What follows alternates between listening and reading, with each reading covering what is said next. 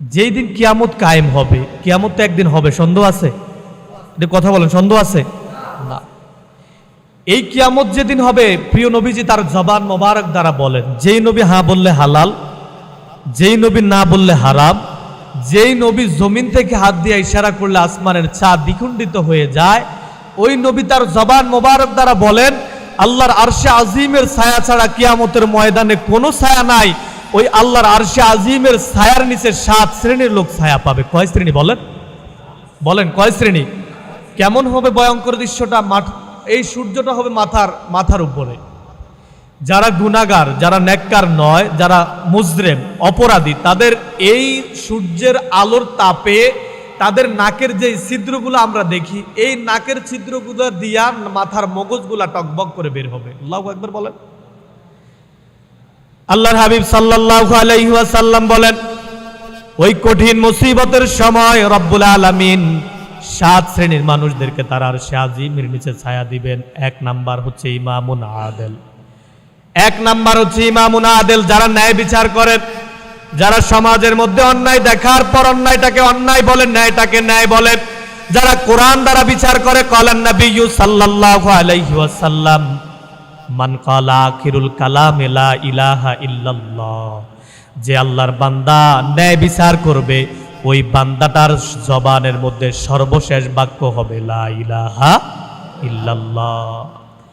আবার বিশ্বনবী অন্য জায়গায় বলেন, মান ক্বালা বিহি সাদাকা ওয়া মান আমিলা বিহি উজরা ওয়া মান হাকামা বিহি আদালা, যে আল্লাহর বান্দা ওই ব্যক্তিকে বলেন ন্যায় বিচারক, ওই ব্যক্তিটাইকে বলে সঠিক বিচারক, যে আল্লাহর কোরআন দ্বারা কথা বলে, যে আল্লাহর কোরআন দ্বারা বিচার করে, যে আল্লাহর বান্দাটা আল্লাহর কোরআন দ্বারা তার রাষ্ট্র ব্যবস্থা কায়েম করে, যে আল্লাহর বান্দা তার কোরআন দ্বারা সমাজের মধ্যে অন্যায়গুলার বিচার করে, ওই বান্দাগুলাকে আল্লাহ রাব্বুল আলামিন সর্বপ্রথম তার আরশে আজিমের নিচে ছায়া দিবেন। সুবহানাল্লাহ।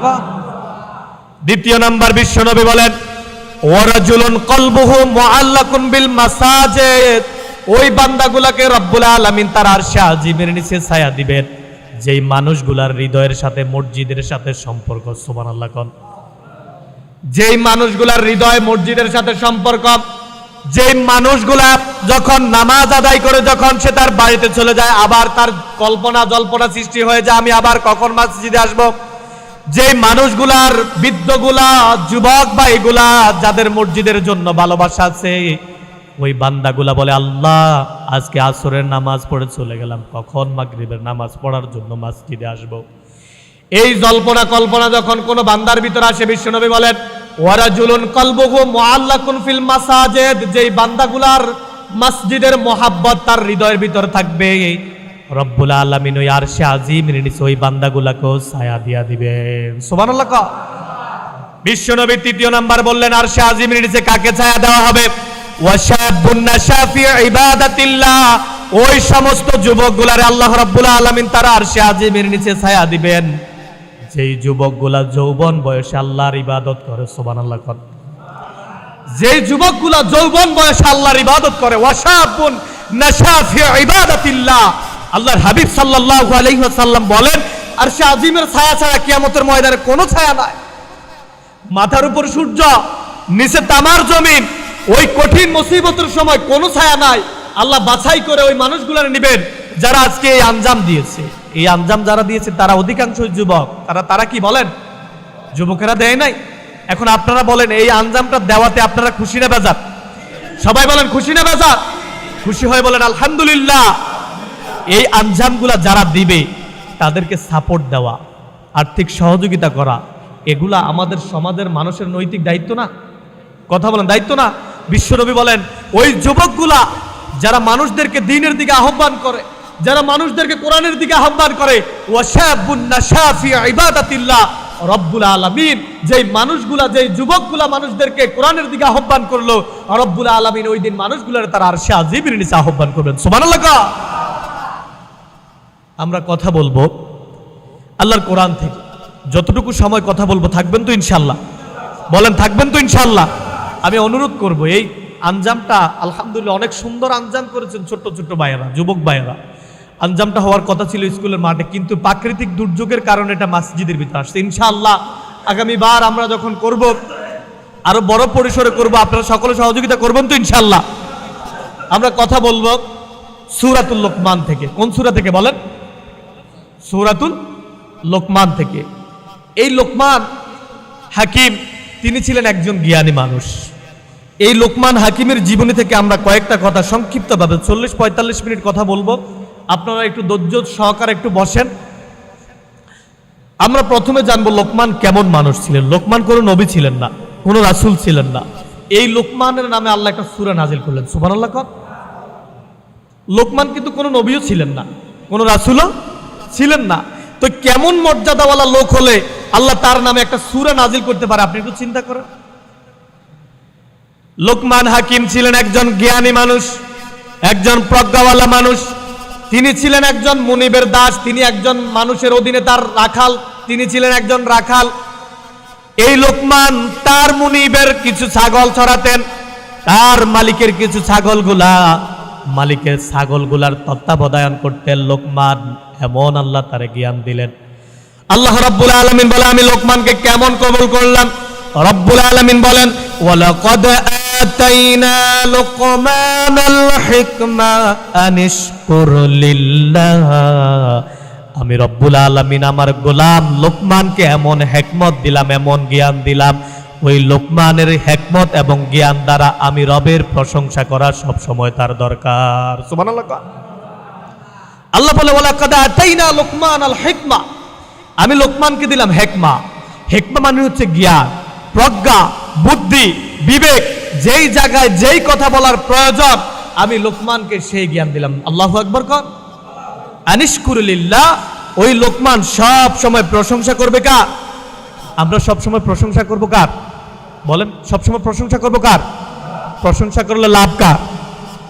লাভ কার? লাভ কি আল্লাহ? আল্লাহ বলে, বান্দা প্রশংসা করবে আমার, লাভ হচ্ছে তোমাদের। আর লাভটা কেমন? লা ইন শাকারতুম লা আযীদান্নাকুম ওয়া লা ইন কাফারতুম ইন্না আযাবি লাশাদীদ। সুবহানাল্লাহ।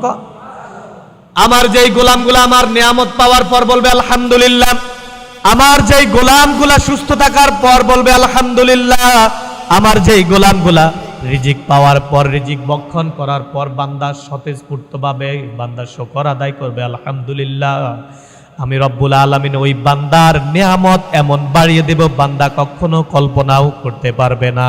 সুবহানাল্লাহ। আবার ওই গোলামগুলা, এমন কিছু গোলাম আছে যাদের গালের মধ্যে দাঁড়িয়ে আছে, মাথার মধ্যে লম্বা টুপি আছে, গায়ের মধ্যে লম্বা জুব্বা আছে।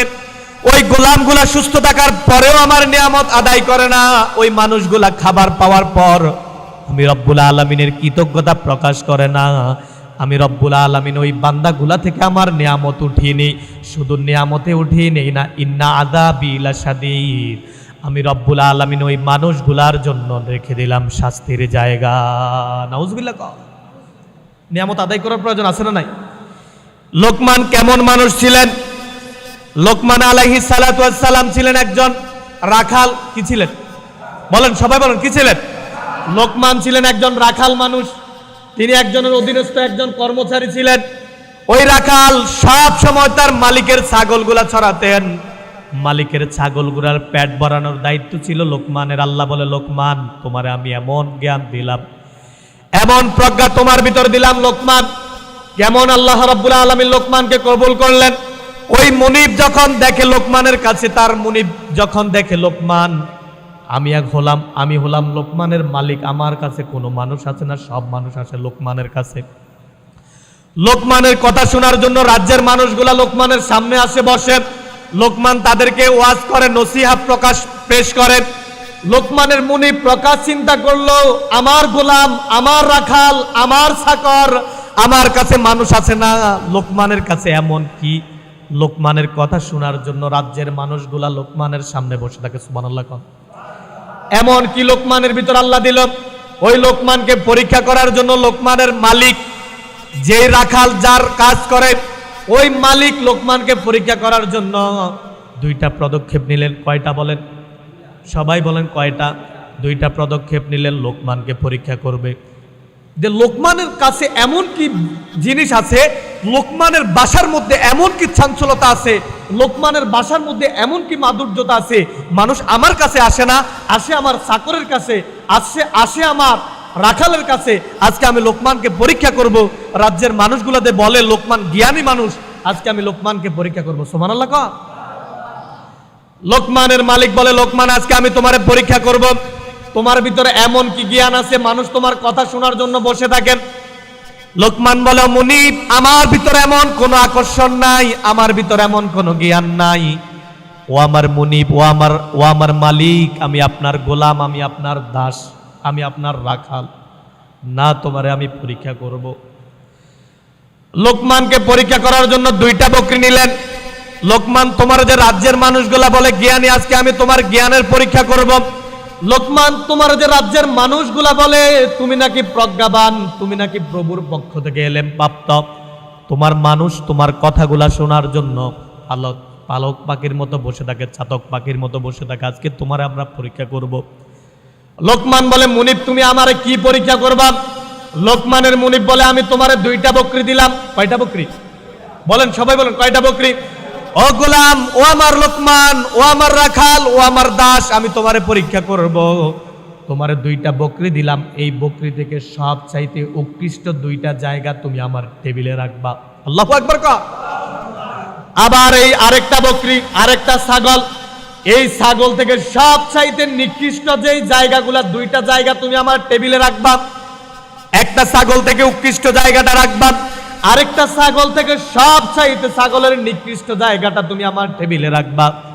লোকমান ওই ছাগলগুলাকে জবাই করে তার থেকে বের করলেন 1 নম্বর জিহ্বা। 1 নম্বর কি বের করলেন? জিহ্বা। 1 নম্বর কি বের করলেন?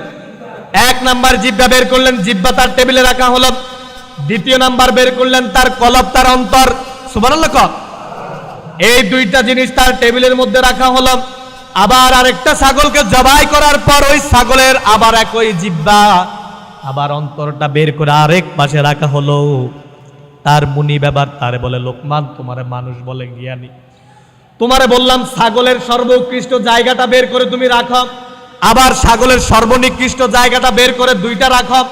তুমি তো একই জিনিস বের করলা, ভালোটাও বের করলা তুমি, জিহ্বা এবং কলব এবং অন্তর, আবার খারাপটাও বের করলা, জিহ্বা এবং অন্তর। এখানে বুঝার কি আছে? তুমি তো জ্ঞানী আমার মনে হয় না। সুবহানাল্লাহ।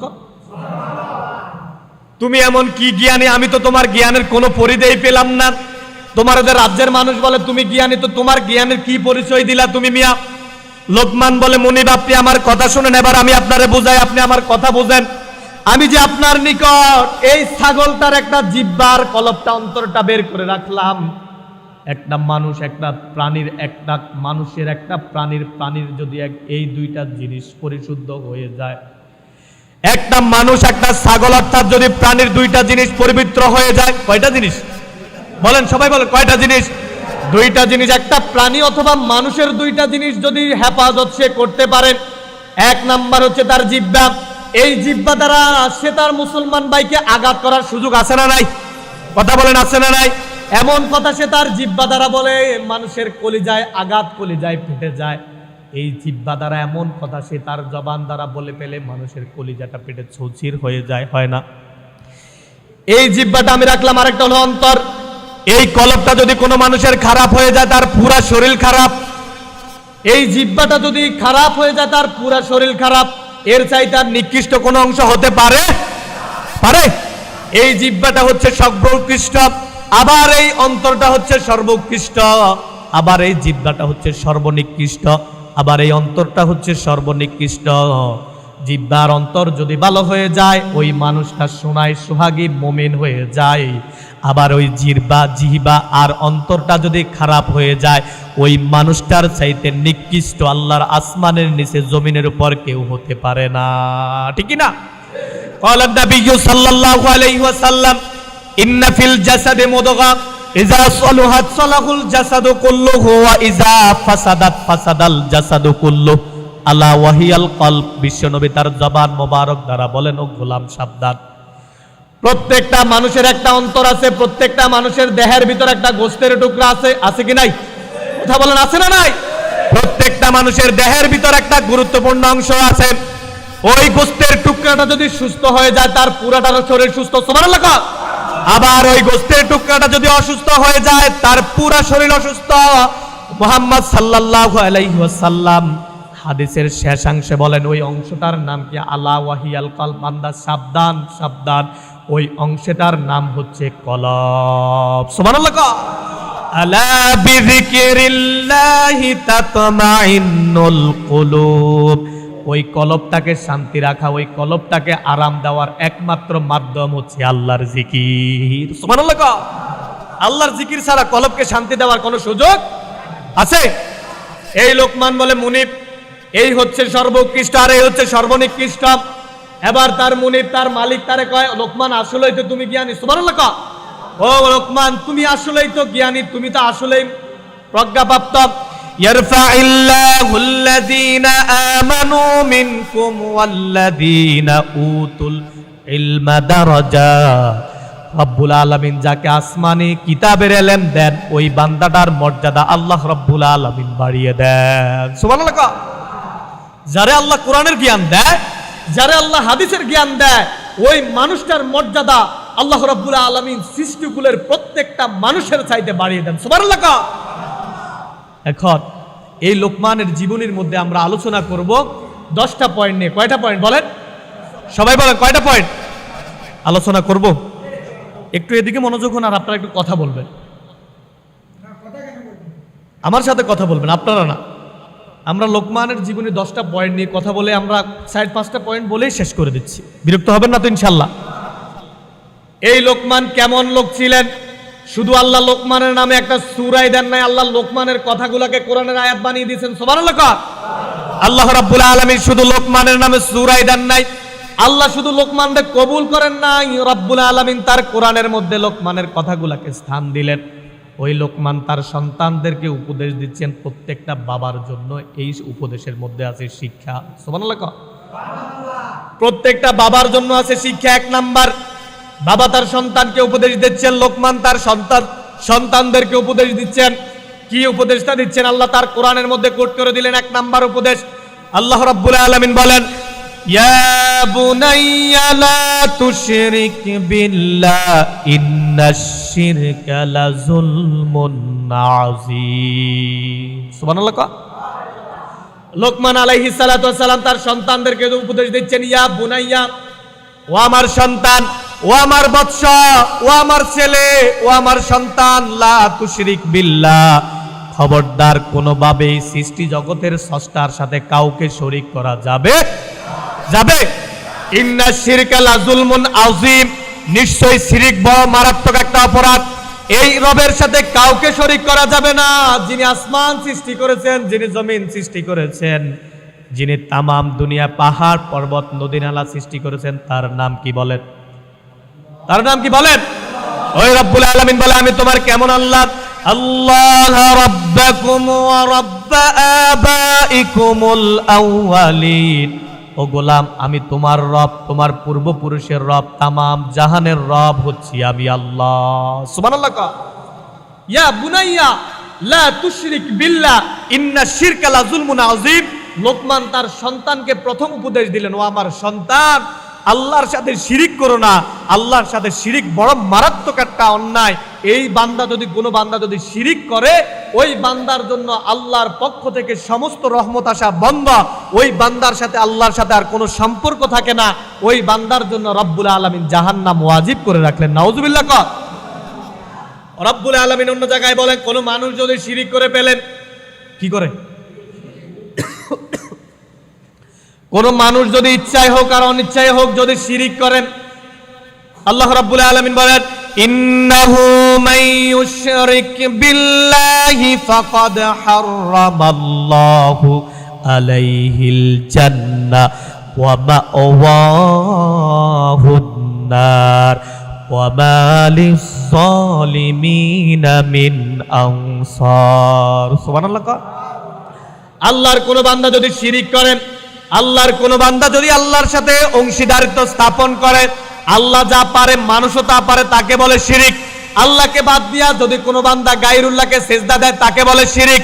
আল্লাহকে বাদ দিয়া যদি কোনো বান্দা মাজারে সেজদা দেয়, তাকে বলে শিরিক। আল্লাহ রাব্বুল আলামিন বলেন, ইন্নাহু মাইয়ুশরিক বিল্লাহ, যেই গোলামটা ইচ্ছায় হোক আর অনিচ্ছায় হোক যদি তার রবের সাথে শিরিক করে, ফাকাদ হারামাল্লাহু আলাইহিল জান্নাহ, ওই বান্দাটার জন্য আল্লাহর জান্নাত হারাম। নাউজুবিল্লাহ। শুধু জান্নাত হারাম নয়, ওয়ামা ওয়াহুন নার, রব্বুল আলামিন ওই বান্দাটার জন্য জাহান্নাম রাখছেন। নাউজুবিল্লাহ। ওয়ামা লিজ জালিমিনা মিন আনসার, কিয়ামতের কঠিন মুসিবতের সময় যেই দিন নবী বলবে ইয়া উম্মতি ইয়া উম্মতি ইয়া উম্মতি, আর সমস্ত নবীরা বলবে ইয়া নাফসি ইয়া নাফসি, আল্লাহ আমারে বাঁচাও, আল্লাহ আমারে বাঁচাও। আর ওই কঠিন মুসিবতের সময় মুহাম্মদ সাল্লাল্লাহু আলাইহি ওয়াসাল্লাম বলবেন ইয়া উম্মতি ইয়া উম্মতি, ও আল্লাহ আমার উম্মত, ও আল্লাহ আমার উম্মত, আমার এই গুনাহগার উম্মতগুলা কই, আমার এই দুর্বল উম্মতগুলা কই, আমার উম্মত আমার উম্মত। ওই কিয়া কঠিন মুসিবতের সময় ওয়ামা লিজ জালিমিনা মিন আনসার, ও গোলাম তোমার জন্য নবীর সুপারিশ তো থাকবেই না, তোমার জন্য কিয়ামতের ময়দানে কোনো সাহায্যকারী নাই। নাউজুবিল্লাহ।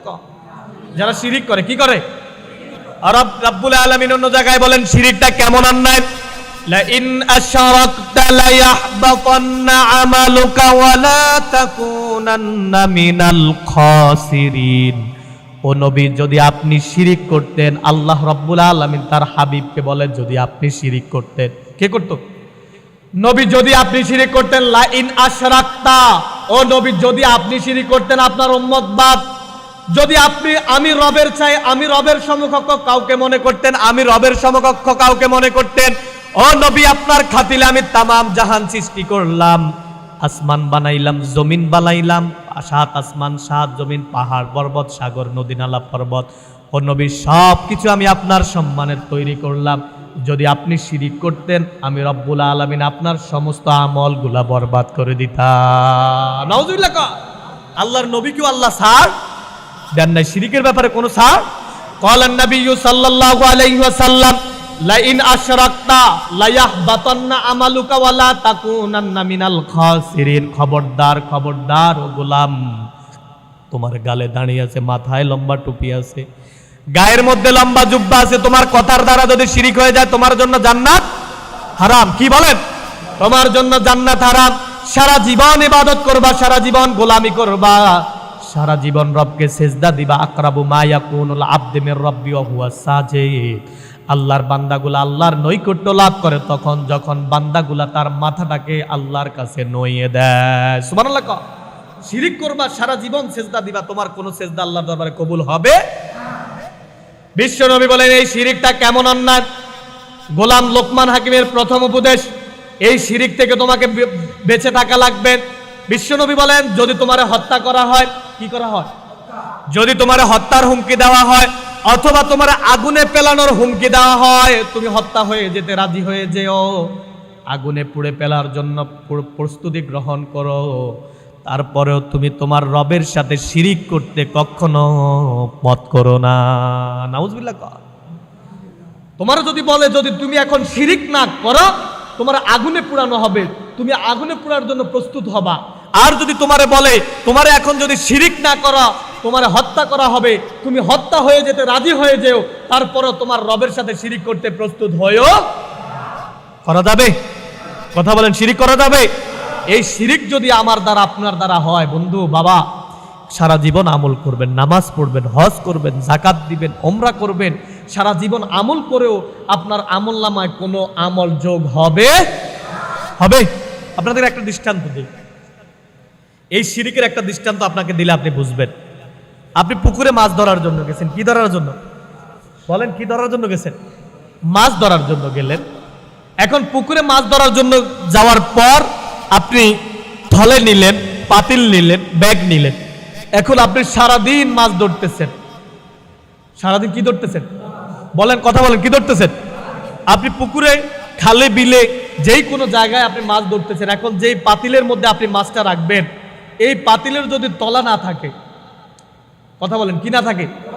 যদি পাতিলের তলা না থাকে, আপনি সারাদিন মাছ ধরা সত্য, মাছ আপনি সারাদিন ধরছেন, এখন পাতিলের তলা নাই, সারাদিন আপনি খেয়াল করলেন না পাতিলের তো তলা নাই, সারাদিন মাছ ঢুকাইছেন, বলেন তো মাছ থাকার সম্ভাবনা আছে?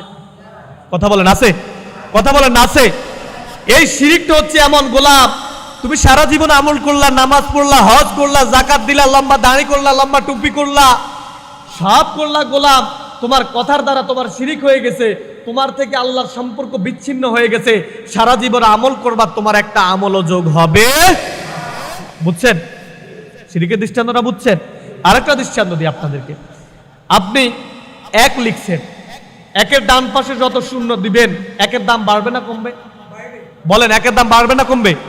এখন একের ডান পাশে একটা শূন্য দিলে হবে 10, আরেকটা শূন্য দিলে হবে 100, আরেকটা শূন্য দিলে হবে 1000। এইভাবে আপনি যত শূন্য দিবেন একের দাম ততই। আপনি যদি একটাই মুছে ফেলেন, যদি আপনার একই না থাকে, আপনি যতই শূন্য দেন কোনো লাভ হবে? কথা বলেন, লাভ হবে?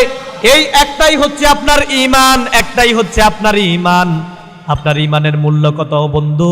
আপনার ঈমানের মূল্য কত? ক্বালান নবী সাল্লাল্লাহু আলাইহি ওয়াসাল্লাম, লা তাকুমুস সাআতু আলা আহাদিন ইয়াকুলু আল্লাহ আল্লাহ। আল্লাহর আসমানের নিচে জমিনের উপরে যতদিন একজন ঈমানদার থাকবে, আল্লাহর আসমানের নিচে জমিনের উপরে, কথাটা খেয়াল করুন, একজন ঈমানদার থাকবে, রব্বুল আলামিন লা তাকুমুস সাআ, আল্লাহ রাব্বুল আলামিন ওই ঈমানদারের সম্মানে আল্লাহ রাব্বুল আলামিন কিয়ামত কায়েম করবেন না। সুবহানাল্লাহ। তার মানে এখনো পৃথিবীতে কি আছে? ঈমানদার। কথা বলে না, কি আছে? ঈমানদার এখনো আছে। ঈমানদার আছে বিদায় তো আজও পৃথিবীটা ঠিকই আছে। ঈমানদার আছে বিদায় তো আজও আমরা খাবার খাচ্ছি। ঈমানদারের সম্মানে, পীর ওলি আল্লাহদের সম্মানে, যাদের মাধ্যমে ইসলাম এই পৃথিবীর মধ্যে এসেছে, পীরদের মাধ্যমে ইসলাম এই পৃথিবীর মধ্যে এসেছে, শাহজালাল, শাহ মাখদুম, কারামত আলী জৌনপুরি, সরসিনার পিসাব, সরমনার পিসাব, যারা মরহুম হয়ে গেছেন, এই পীরদের মাধ্যমে ইসলাম আসছে, ঠিক কিনা? তাদের মাধ্যমে ইসলামটা আসছে। ইসলামটা আমরা তাদের মাধ্যমে পেয়েছি। আল্লাহর ইসলাম আল্লাহ ধারাবাহিকভাবে পৃথিবীর মধ্যে ততদিন রাখবেন যতদিন এই পৃথিবীর মধ্যে ঈমানদার থাকবে। লোকমান হাকিমের প্রথম উপদেশ, অনেক কথাই শিরিক সম্পর্কে আছে বললাম না। দ্বিতীয় নাম্বার আসেন, লোকমান হাকিম তার সন্তানদেরকে উপদেশ দিচ্ছেন। লোকমান হাকিম তার সন্তানদেরকে 2 নাম্বার উপদেশ দিচ্ছেন। এই উপদেশগুলো আপনি বাবা আপনার সন্তানকে দেওয়া আপনার জন্য জরুরি।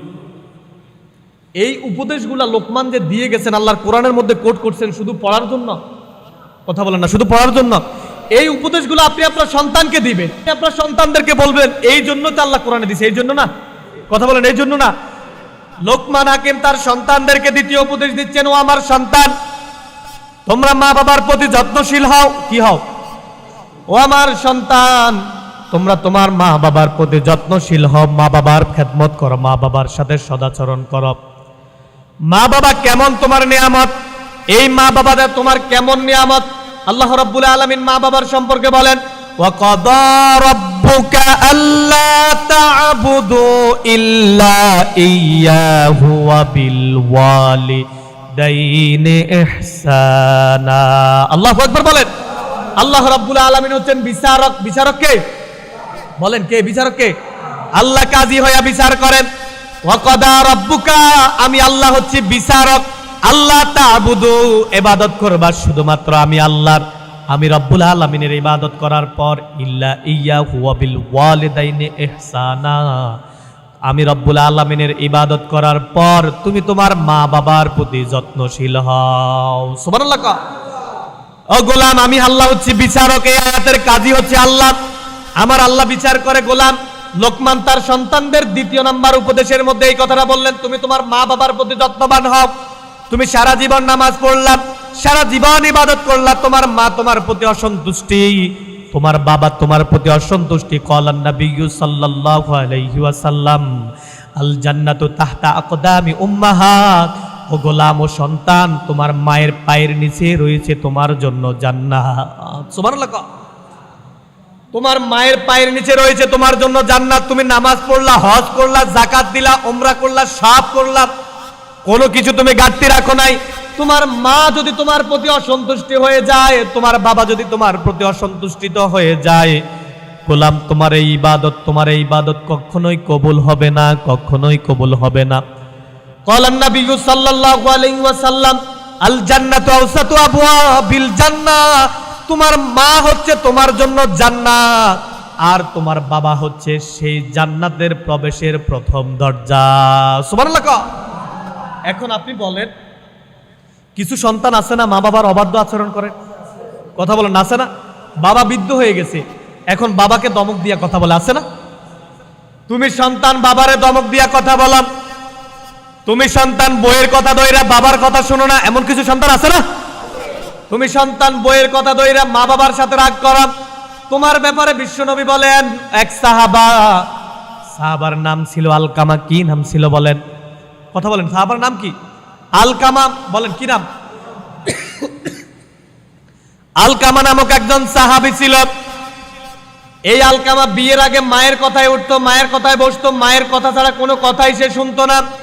মা যেভাবে বলতো, মায়ের সম্মানার্থে তার জীবনটাকে দিয়ে দেওয়ার জন্য আলকামা প্রস্তুত। আলকামা যখন বিবাহ বন্ধনে আবদ্ধ হলেন, যখন তার স্ত্রী তার ঘরে আসলো, স্ত্রী ঘরে আসার পর আলকামার মায়ের কথা শুনে না। আল্লাহ রাসূলের সাহাবা, এখন স্ত্রী যেইভাবে বলে ওইভাবে আলকামা চলে, স্ত্রী যেইভাবে বলে আলকামা ওইভাবেই করে। মায়ের মনে আঘাত পেল, মায়ের মনে ব্যথা ডাকলো।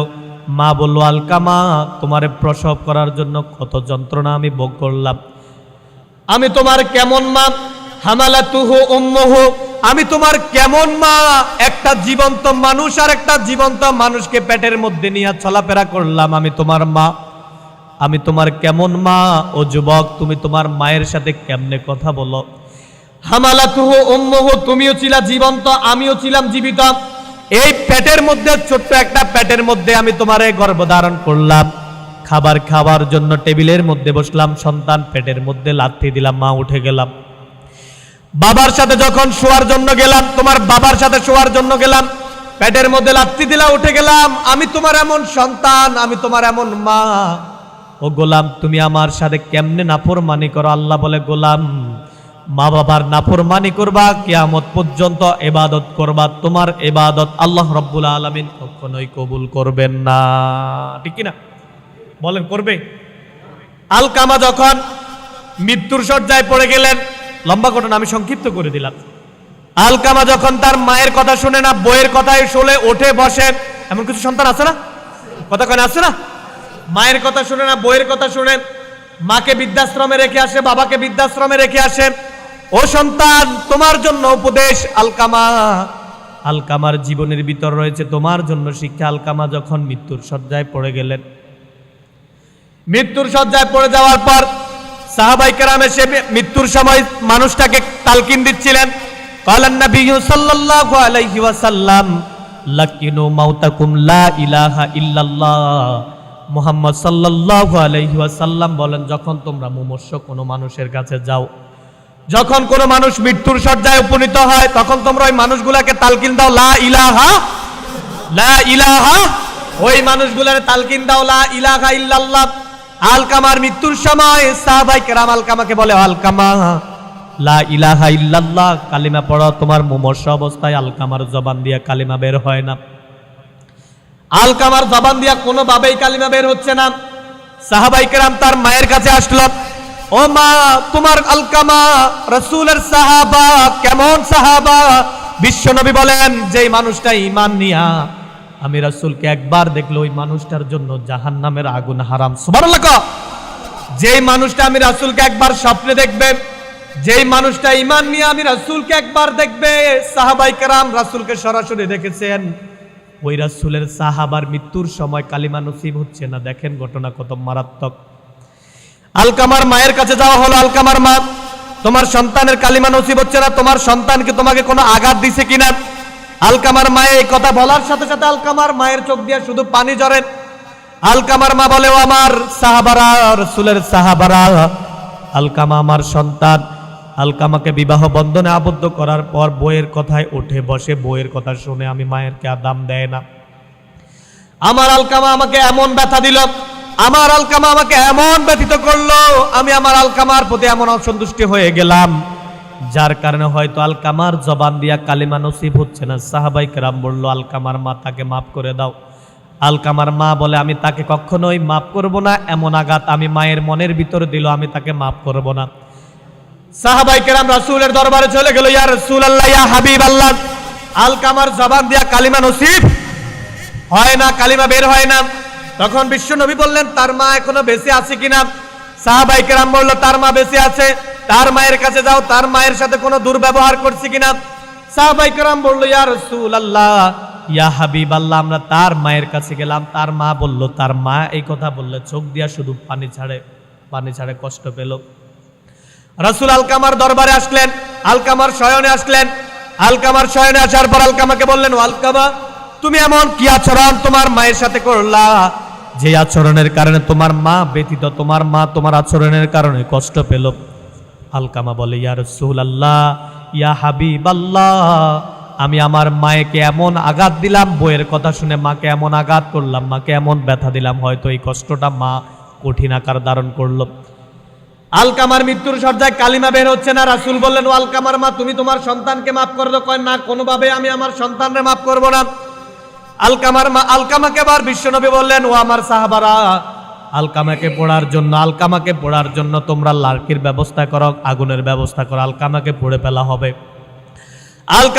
আলকামাকে যখন পোড়ার জন্য লার্কির ব্যবস্থা করা হলো, আলকামাকে যখন আগুনের মধ্যে ফেলানো হবে, আলকামাকে যখন আগুনের মধ্যে ফেলা হবে, ওই সময় আলকামার মা বলে, ইয়া রাসূলুল্লাহ, ইয়া হাবিবাল্লাহ, আমার সামনে আমার সন্তানকে পোড়া হবে। কেমন সন্তান? হামালাতুহু উম্মুহু, আমি আমার সন্তানকে গর্ভধারণ করলাম, আমি আমার সন্তানকে জীবন্ত একটা জীবন আমি আমার সন্তানকে নিয়ে চলাফেরা করলাম, এই নারী ছেড়া দন, এই কলিজার ছেড়া দন, আমার সামনে আমার সন্তানকে পোড়া হবে, আমি তা কখনো সহ্য করতে পারবো না, আমি আমার সন্তানকে মাফ করে দিলাম। সাহাবায়ে কেরাম বলে, মা যখন তার সন্তানকে মাফ করে দিল, তার জবান দিয়া বের হয়ে গেল, লা ইলাহা ইল্লাল্লাহু মুহাম্মাদুর রাসূলুল্লাহ সাল্লাল্লাহু আলাইহি ওয়াসাল্লাম। এই ঘটনা দ্বারা আপনি কি বুঝলেন?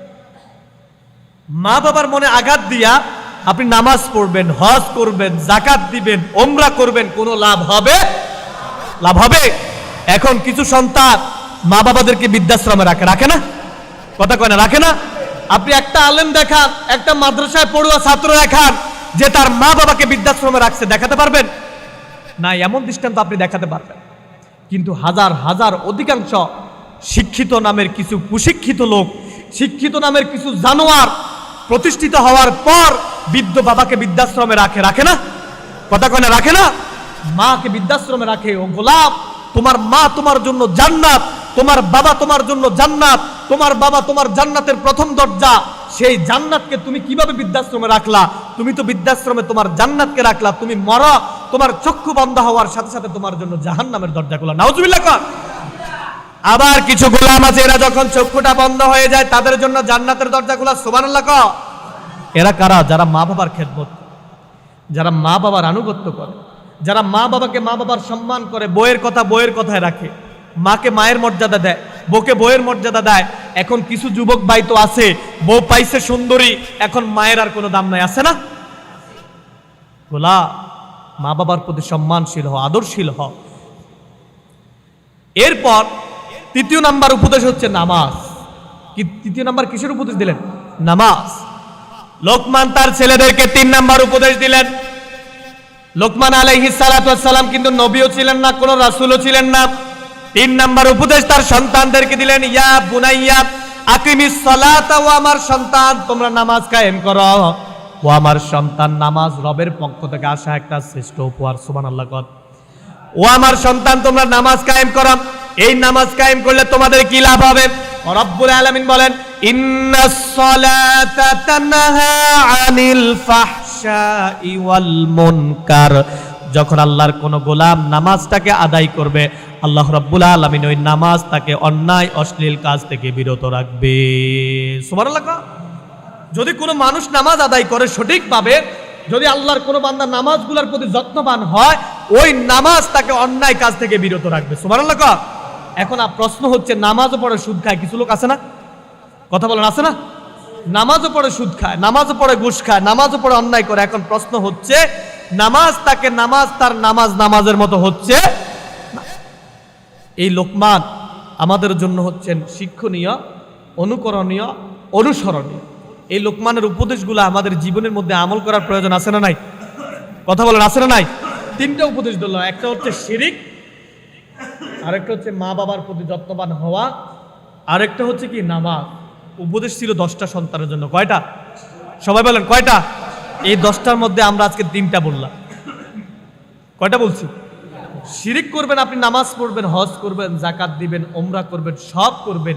শিরিক যখন আপনি করে ফেলবেন, আপনার আমলনামায় আর কোনো আমল যোগ হবে না। দ্বিতীয় নাম্বার, আপনি মা বাবার অবাধ্য হবেন। মা বাবার অবাধ্য হয়ে আপনি নামাজ পড়বেন, হজ করবেন, যাকাত দিবেন, সব করবেন, আপনার মায় আপনার প্রতি সন্তুষ্ট নাই, আপনার এই ইবাদত কখনো কবুল হবে। তৃতীয় নাম্বার নামাজ। এই নামাজটা হচ্ছে রবের পক্ষ থেকে আমাদের জন্য শ্রেষ্ঠ উপহার। এই নামাজটা হচ্ছে আমাদের একটা নাজাতের একটা মাধ্যম। এই নামাজটা হচ্ছে আমাদের জন্য একটা নূর। এই নামাজটা হচ্ছে আমাদের জন্য কিয়ামতের ময়দান পার হওয়ার একটা শ্রেষ্ঠ মাধ্যম। এই নামাজ যদি আমরা যথাযথ আদায় না করি, তাহলে কিয়ামতের ময়দানে বাঁচার কোনো উপায় নাই। সর্বশেষ আপনাদেরকে যেই কথাটা বলবো, আদাল্লু আলা খায়রে কাফা ইলি, যারা কল্যাণ কাজ করে আর যারা কল্যাণকারীকে সহযোগিতা করে, যে কল্যাণের কাজ করছে আর যারা সহযোগিতা করছে সবাই সমান সওয়াব পায়। সুবহানাল্লাহ কর। এখন আপনি ধরে নেন, আজকের দৃষ্টান্তটাই আপনাদেরকে দিই। এই যে ছোট্ট যুবক ভাইরা যে আয়োজনটা করছে, আপনারা বলেন এটাকে ভালো না খারাপ? বলেন ভালো না খারাপ? সবাই বলেন ভালো না খারাপ? এখন এই আঞ্জামগুলা যদি ধারাবাহিকভাবে হয়, আপনাদের কোনো ক্ষতি হবে? কথা বলেন, হবে? এই কাজগুলোর আঞ্জাম, যারা ভালো কাজের আঞ্জাম দেয়, আমি প্রথমেই হাদিসটা বললাম, সাবাআতুন ইউজিল্লুহুমুল্লাহু ফি জিল্লিহি ইয়াউমা লা জিল্লা ইল্লা জিল্লুহু। রব্বুল আলামিন তার আরশে আজিমের নিচে 7 শ্রেণী মানুষকে ছায়া দিবেন। আল্লাহর আরশে আজিমের নিচে 7 শ্রেণী ছাড়া কোনো মানুষ ছায়া পাবে না। 1 নাম্বার হচ্ছে ইমামুন আদেল, যে সমাজের মধ্যে ন্যায় বিচার করে। 2 নাম্বার হচ্ছে ওয়ারাজুলুন কলবুহু মুআল্লাকুন ফিল মাসাজিদ, যেই বান্দাগুলা তার আল্লাহর ঘর মসজিদের জন্য মোহাব্বত রাখে, যেই গোলামগুলা আল্লাহর ঘরের জন্য মোহাব্বত রাখে, যে এক ওয়াক্ত নামাজ পড়ে গেলে আবার আরেক ওয়াক্ত কখন আসবে এই মসজিদের কাজ করার জন্য আঞ্জাম দেয়, মসজিদ বানানোর জন্য আঞ্জাম দেয়, ওই মানুষগুলাকে রব্বুল আলামিন বাছাই করে তার আরশে আজিমের নিচে ছায়া দিবেন। 3 নাম্বার হচ্ছে ওয়াশাবুন নাশা ফি ইবাদাতিল্লাহ, ওই সমস্ত যুবক যারা যৌবন বয়সে আল্লাহর ইবাদত করে। কেমন ইবাদত? জিবরাইল আলাইহিস সালাতু ওয়াস সালাম বলেন, আল্লাহর আসমানের নিচে তামাম দুনিয়ার মধ্যে কত ফোঁটা বৃষ্টি বর্ষণ হয়, আমি জিবরাইল প্রত্যেকটা ফোঁটা গণার ক্ষমতা রাখি। সুবহানাল্লাহ। কত বড় কথা আপনি একটু চিন্তা করেন। জিবরাইল বলে, ইয়া রাব্বাল আলামিন, আপনার পৃথিবীটার মধ্যে কত ফোঁটা বৃষ্টি আসমান থেকে বর্ষিত হয়, আমি জিবরাইল প্রত্যেকটা ফোঁটা গণার ক্ষমতা রাখি।